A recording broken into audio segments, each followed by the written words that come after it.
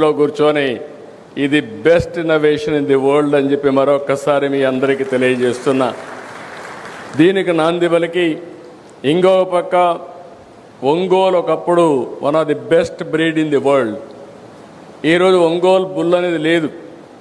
అవన్నీ ఇక్కడి నుంచి వెళ్ళిపోయి బ్రెజిల్కి వెళ్తే బ్రెజిల్లో బ్రహ్మాండంగా ప్రొటెక్ట్ చేయడం కాకుండా ప్రమోట్ చేసి ఈరోజు ప్రపంచానికే బెస్ట్ బ్రీడ్ని వాళ్ళు ఇచ్చే పరిస్థితికి వచ్చారు.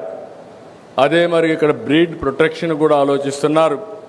అదే సమయంలో ఇవి ఆయుర్వేదాలో ఏవైతే ఋగ్వేదం ఇవన్నిట్లో ఏవైతే ఉన్నాయో అవన్నీ కూడా స్టడీ చేసి హెల్త్కి మన కౌస్కి ఏ విధంగా సంబంధం ఉందో అలాంటి ఎక్సర్సైజ్ చేసే పరిస్థితికి వచ్చారు. ఈరోజు నందగోకులం సేవ్ ది బుల్ అనే కార్యక్రమం చాలా విశిష్టమైంది.